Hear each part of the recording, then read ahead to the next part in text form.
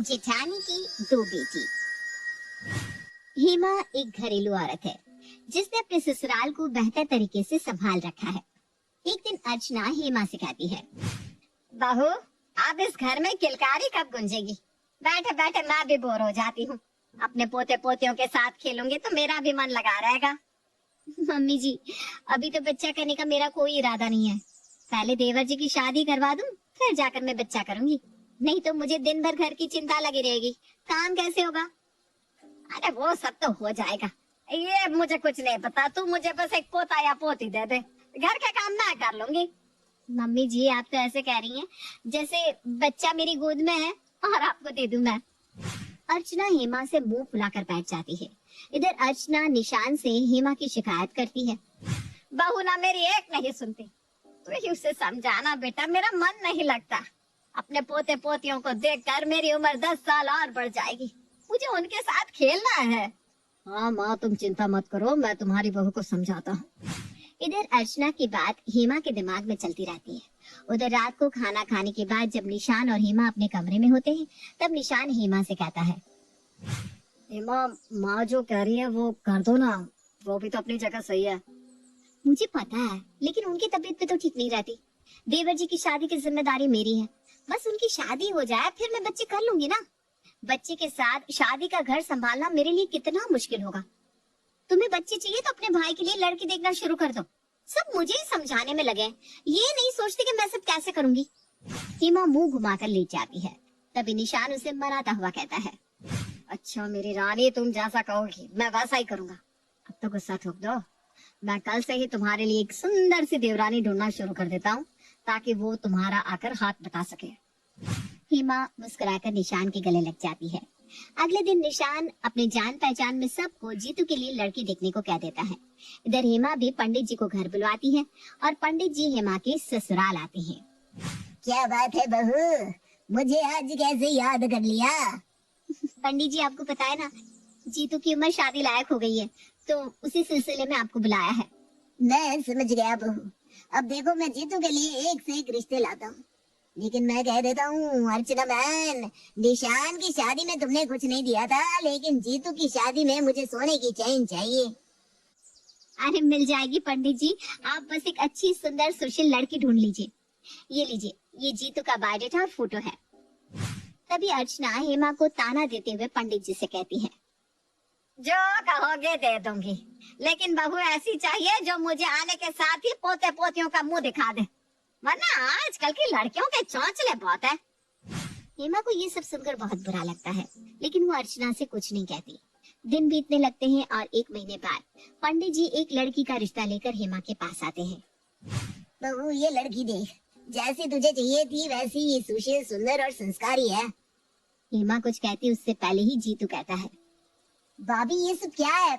मेरे लिए लड़की देखी जा रही है, वो भी मुझसे पूछे बिना। ये सही नहीं है। मैं किसी और को पसंद करता हूँ और उसी से शादी करूंगा। कम से कम मुझसे पूछ तो लेते।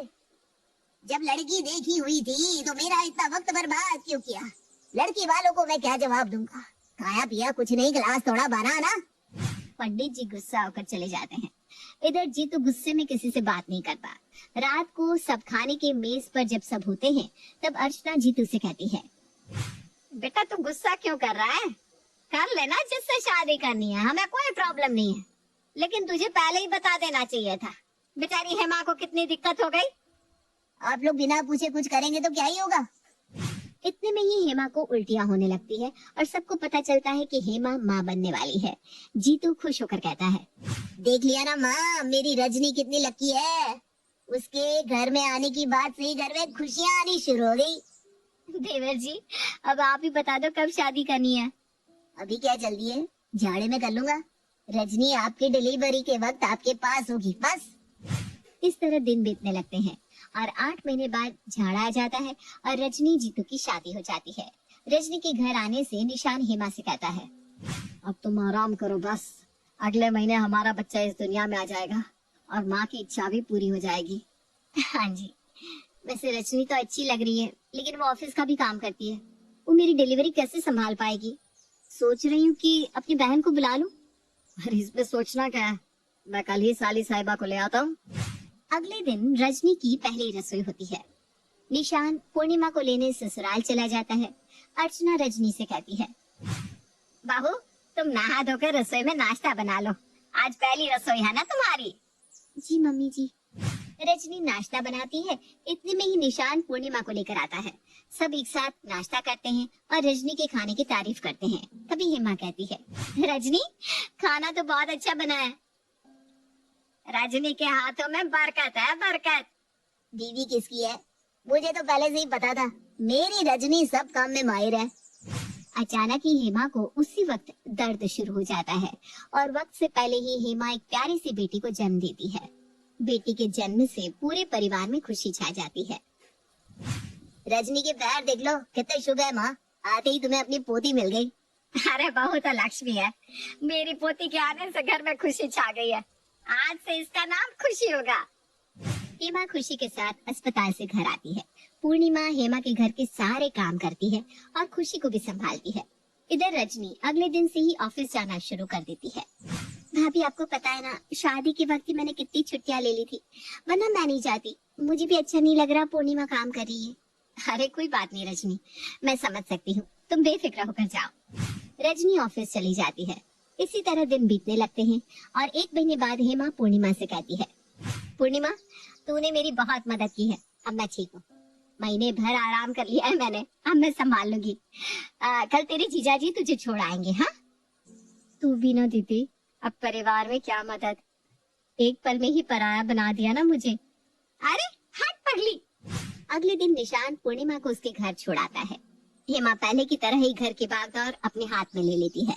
रजनी के आने से हेमा को एक जरा मदद नहीं मिलती, लेकिन फिर भी वो किसी से कुछ नहीं कहती। एक दिन अर्चना हेमा से कहती है, तू ही पूरा दिन काम करती रहेगी तो रजनी कैसे घर गृहस्थी संभालना सीखेगी? आज से सुबह का खाना रजनी बनाएगी।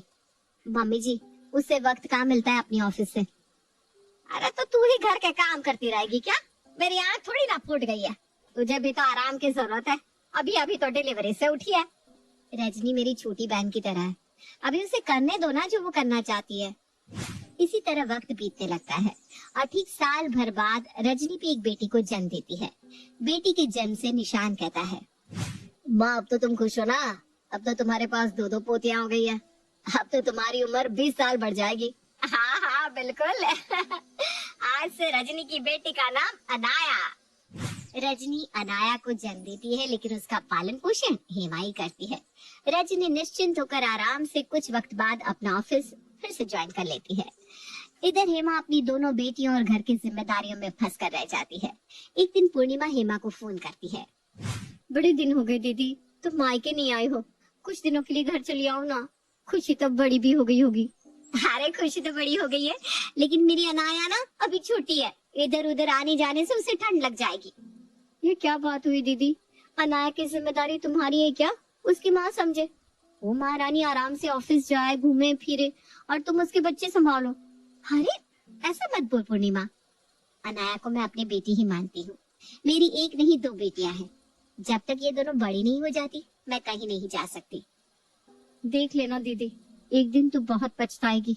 ये रजनी बहुत तेज है, तुझसे सब काम करवा कर अपनी बेटी पर बाद में अपना हक जमा लेगी। अरे ऐसा कुछ नहीं होगा पगली। पूर्णिमा गुस्से में फोन काट देती है। हेमा खुशी से ज्यादा अनाया पर ध्यान देती। एक दिन खुशी हेमा से नाराज होकर बिना खाए निशान के पास जाकर बैठ जाती है। पापा मम्मा मुझसे प्यार नहीं करती, जब देखो अनाया अनाया करती रहती है, मैं उनसे बात नहीं करूंगी। मुझे मम्मा ने चॉकलेट भी नहीं दी। मम्मा ने नहीं दी तो क्या हुआ, मैं दूंगा अपनी लाडो को चॉकलेट। निशान खुशी को बहुत सारी टॉफियां देता है। थोड़ी देर बाद हेमा अपने कमरे में आकर खुशी से कहती है, मुझसे नाराज है क्या मेरी गुड़िया? मुझे नहीं बात करनी आपसे, मैं पापा के पास ही सोऊंगी। हेमा बहुत देर तक खुशी को मनाती है, फिर से समझाते हुए कहती है, मेरी खुशी बहुत समझदार और बड़ी है, आप अनाया की बड़ी बहन हो ना, तो आपको उसका ध्यान रखना पड़ेगा ना। मेरी बच्ची मम्मा आपसे भी उतना ही प्यार करती है। मेरी खुशी तो बहुत तेज है कि नहीं? हाँ मम्मा, खुशी तेज है। इसी तरह दिन बीतने लगते हैं। हेमा अपनी दुनिया अपनी दोनों बेटियों में समेट लेती है। एक रोज अर्चना हेमा से कहती है, हेमा, अब दोनों का दाखिला स्कूल में करवा दे, फिर तुझे भी थोड़ा वक्त अपने लिए मिल जाएगा। वैसे तुझे पहले ही खुशी को स्कूल में डाल देना चाहिए था। मम्मी जी, मैंने सोचा दोनों बहनों को एक साथ ही डालूंगी। वैसे दोनों को मैंने नर्सरी की सारी पढ़ाई घर पर ही करवा दी है, अब सीधा क्लास 1 में डाल दूंगी। 1 साल का ही तो अंतर है दोनों में, साथ रहेगी तो एक दूसरे का सहारा बनेगी। हेमा अगले दिन ही खुशी और अनाया का एडमिशन स्कूल में करवा देती है और दोनों को स्कूल भेजना शुरू कर देती है। खुशी जहाँ समझदार और होशियार है, वहीं अनाया बहुत चंचल और बदमाश। पहले दिन जब दोनों बेटियां स्कूल से घर आती हैं, तो हेमा आते ही दोनों को गले लगा लेती है। चलो दोनों झटपट खाना खा लो, फिर दोनों का होमवर्क करवा दूंगी। ओके बड़ी माँ। मम्मा, बस में ना अनाया बदमाशी कर रही थी। ऐसे नहीं बोलती बेटा, तो अपनी बहन का ध्यान रखना। हाँ। शाम को हेमा दोनों बेटियों को होमवर्क करवाने के लिए बैठती है। खुशी और अनाया दोनों अपनी कॉपी निकालती हैं। खुशी, ये मैथ मैंने तुमको बताया था ना, तुम इसे बनाओ। अनाया, तुम कॉपी निकालो अपनी। खुशी अपना होमवर्क करती है और अनाया को एक एक करके बता बता कर हेमा को होमवर्क करवाना पड़ता है। बीच में खुशी कहती है, मम्मा ये बताओ ना। सुनो ना मम्मा। अरे रुक जा ना खुशी, पहले अनाया का होमवर्क पूरा करवा देती हूँ। मम्मा मुझे थोड़ा सा तो बताना है, आप बस अनाया अनाया करती रहती हो, आपको बस उससे ही प्यार है। खुशी उठकर अर्चना के पास जाती है और उसे सब कुछ बताती है। तब अर्चना हेमा से कहती है, हेमा, तो भूल तो नहीं गई, खुशी तेरी अपनी बेटी है, तो खुशी के साथ सही नहीं कर रही बेटा। मम्मी जी, दोनों मेरी ही बेटियां हैं, लेकिन अनाया पढ़ने में कमजोर है तो मुझे उसे ज्यादा वक्त देना पड़ता है। दिन बीतने लगते हैं। रजनी को ये तक पता नहीं होता कि उसकी बेटी कौन से स्कूल और क्लास में है। एक रोज रजनी की सहेली मोनिका उसके घर उससे मिलने आती है। अनाया को देखकर कहती है, ये तेरी बेटी है? हाँ, क्यों? अनाया मेरी ही बेटी है। ये मेरे बेटे के स्कूल में पढ़ती है और उसकी क्लास में उसके बगल वाली सीट पर ही बैठती है। ओह अच्छा, देख ले, हमारी तरह हमारे बच्चे आपस में अच्छे दोस्त बन जाएंगी। एक बात कहूँ रजनी, बुरा मत माना, तेरी जेठानी की बेटी तो बहुत अच्छे से रहती है और अनाया को तुम इस तरह क्यों रखती है? तो क्या कह रही है? क्या बात है, पूरी बात बता। एक दिन स्कूल में अनाया की क्लास टीचर उसे बहुत डांट रही थी उसके कपड़ों को लेकर। सच में यार, उसके कपड़े गंदे रहते हैं, लगता ही नहीं कि वो एक अच्छे घर की बेटी है। टीचर उसे क्लास के बाहर खड़ा करके रखी थी, लेकिन खुशी तो एकदम टिप टॉप रहती है। उसके कपड़े आयरन किए होते हैं, जूते चमकते रहते हैं। दोनों बेटी एक ही घर की हैं, लेकिन दोनों में इतना भेदभाव, ये मुझे कुछ समझ भी नहीं आया। यार बोलना तो नहीं चाहिए, लेकिन तू अनाया का ध्यान रखा करना। ये सुनते ही रजनी के होश उड़ जाते हैं। मेरी जेठानी को आज मैं नहीं छोड़ूंगी, अनाया को वही स्कूल भेजती है। अच्छा तो ये बात है, अपने बच्चे ना किसी के ऊपर नहीं छोड़ने चाहिए। बता देती हूँ, तेरी जेठानी अपनी बेटी को प्यार करेगी और बेचारी अनाया इसी तरह किसी गरीब बच्चे की तरह रह जाएगी। तेरी बेटी के साथ मैं ऐसा नहीं होने दूंगी। मोनिका चली जाती है और रजनी हेमा के पास जाकर उस पर बरस पड़ती है। मेरी बेटी किसी के ऊपर बोझ नहीं है, उसे कहीं से उठा कर नहीं लाई हूँ मैं, समझी आप? मेरी बेटी के साथ इतनी नाइंसाफी हो रही है और मुझे पता तक नहीं चलने दिया आपने। ये क्या बोल रही हो तुम रजनी? अनाया मेरी भी बेटी है। बेटी बोलने में और होने में बहुत अंतर होता है भाभी। मैंने उसे आपके ऊपर छोड़कर बहुत बड़ी गलती कर दी। आज से उसकी माँ उसके लिए सब कुछ करेगी। चल अनाया। हेमा फूट फूट कर रोने लगती है।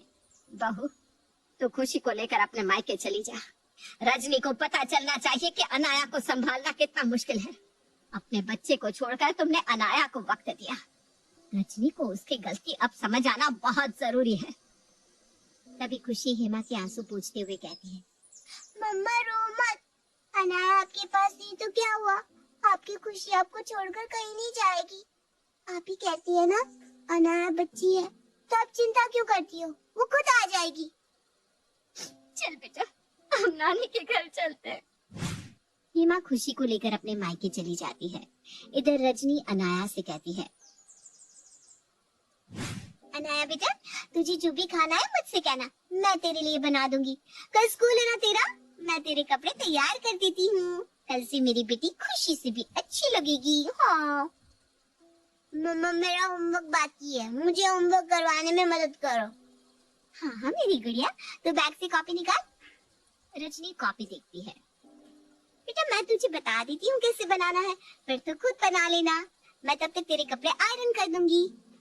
रजनी जैसे ही उठने लगती है वैसे ही अनाया उसका हाथ पकड़कर कहती है, मम्मा, बड़ी मम्मा मेरे पास बैठी रहती थी जब तक मैं पूरा होमवर्क नहीं बनाती थी। अरे बेटा ऐसा थोड़ी ना होता है, तू खुद से बना। रजनी आयरन करने चली जाती है। इधर अनाया उठकर खेलने लगती है। आयरन के बाद रजनी जैसे ही देखती है कॉपी किताब फेंक कर अनाया तो खेल रही है। रजनी को गुस्सा आने लगता है। अनाया, तुमने होमवर्क नहीं किया? मम्मा मुझे भूख लग रही है। ठीक है, रोटी बनाकर लाती हूँ अभी। रजनी आलू पराठा बनाकर लाती है। पराठा देखकर अनाया कहती है, मुझे पतले पतले पराठे खाने हैं, ये नहीं खाऊंगी। ठीक है, तू एक बार दूध पी ले। रजनी दूध लाकर अनाया को देती है। दूध देकर अनाया ग्लास को हाथ मार देती है और बेड पर पड़े स्कूल ड्रेस को मोड़कर कहती है, मैं बिना कॉर्नफ्लेक्स दूध नहीं पीती। बड़ी मम्मा कितने अच्छे से खिलाती है। रजनी अनाया को एक थप्पड़ मारती है। अनाया रोने लगती है। अनाया को रोता देख अर्चना वहां आकर कहती है, तू एक दिन में इतनी परेशान हो गई? तो सोच, हेमा कैसे दो दो लड़कियों को संभालती होगी। तूने किसी और के कहने पर हेमा को कितना कुछ कह दिया। आज तक बच्चे कभी संभाले हैं जो अनाया तुझसे संभलेगी? अनाया को संभालना इतना आसान नहीं है। हेमा की गलती है जो अपने बच्चे से भी ज्यादा अनाया को प्यार किया। अनाया को मार कर क्या होगा? रो मत बेटा, यहाँ। रजनी उसी वक्त हेमा के मायके जाकर उससे माफी मांगते हुए कहती है, मुझे माफ कर दो भाभी, अनाया की असली माँ आप ही हो। आप अपने घर चलो भाभी, मुझे माफ कर दो। अब से मैं भी घर के काम आपके साथ करूंगी और नौकरी छोड़ दूंगी। रो मत, कोई बात नहीं रजनी। रजनी हेमा और खुशी को लेकर अपने घर वापस आ जाती है। अब रजनी और हेमा दो बहनों की तरह रहने लगती है और रजनी ऑफिस छोड़कर हेमा के साथ घर के काम करने लगती है।